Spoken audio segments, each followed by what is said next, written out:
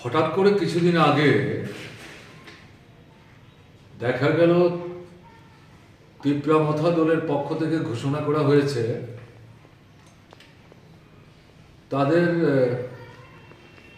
দাবি দেওয়া নিয়ে যেগুলো অমীমাংসিত, বহুবার কথাবার্তা হয়েছে, কিন্তু সরকারের তরফ থেকে কার্যকরী কোনো পদক্ষেপ নেওয়া হয়নি।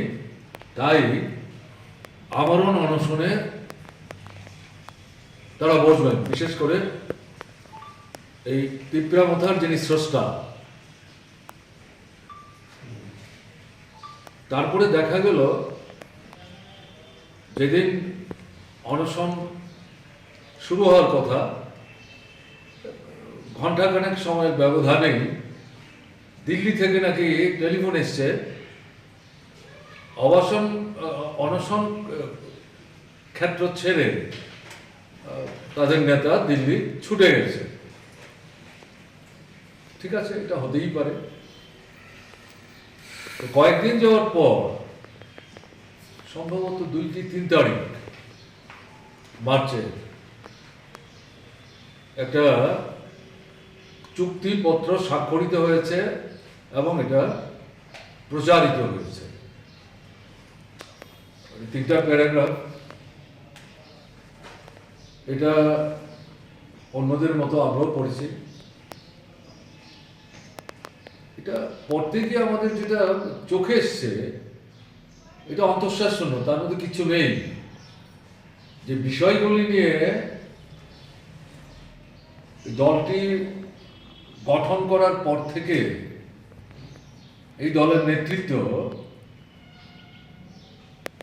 কথাবার্তা বলছিলেন, তথাকথিত আন্দোলন সংগ্রাম করছিলেন, সময় সময় তার কিছু পরিমার্জন হয়েছে দাবি। এই যে সংশ্লিষ্ট বিষয়গুলো, এগুলো এই চুক্তিপত্রের কোথাও উল্লেখ ছিল না। এতে এর বাইরে অন্যান্য বিভিন্ন বিষয় নিয়ে উল্লেখ করা হয়েছে এবং বলা হয়েছে যে বিষয়গুলো নিয়ে অনেকদিন যাবতীয় বেশ কয়েক দফায় সরকার এবং তিপ্রামথার নেতৃত্বের মধ্যে আলোচনা হয়েছে। এখন ঠিক হয়েছে একটা কমিটি তৈরি হবে এবং এই কমিটি এই বিষয়গুলো নিয়ে পরীক্ষা করবে। তার ভিত্তিতে তারা তাদের মতামত, বক্তব্য, পরামর্শ বা এই ইস্যুগুলো সমাধান কি হতে পারে, এই নিয়ে তারা তাদের বক্তব্য জানাবে। তার ভিত্তিতে পরবর্তী সময়ে যথাযথ সিদ্ধান্ত গ্রহণ করা হবে। এখন তার পরের যে প্যারাগ্রাফ, 3rd প্যারাগ্রাফ, সেটা আরো আশ্চর্যজনক। যে এই উপরের বিষয়গুলি নিয়ে যতক্ষণ পর্যন্ত এই যে কমিটি তৈরি করার ঘোষণা এবং তাদের মাধ্যমে এগুলি সর্ট আউট করার কথা বলা হলো, এটা না হচ্ছে ততক্ষণ পর্যন্ত এই আজকে যখন এই চুক্তিপত্র স্বাক্ষরিত হবে, তারপর থেকে কিন্তু কোনো আন্দোলন ইত্যাদি করা যাবে না। এবং দেখা গেল এই যে চুক্তিপত্র বা সন্ধিপত্র, বাধ্যতা আমি বলছি, এটাতে তিপ্রামথার স্রষ্টা এবং দলের এখন যিনি চেয়ারম্যান এবং বিধানসভায় যিনি তিপ্রামথার দলের বিধায়কদের নেতা হিসেবে বিরোধী দলের নেতা দায়িত্ব পালন করছিলেন, তারা 3 জন স্বাক্ষর করেছেন।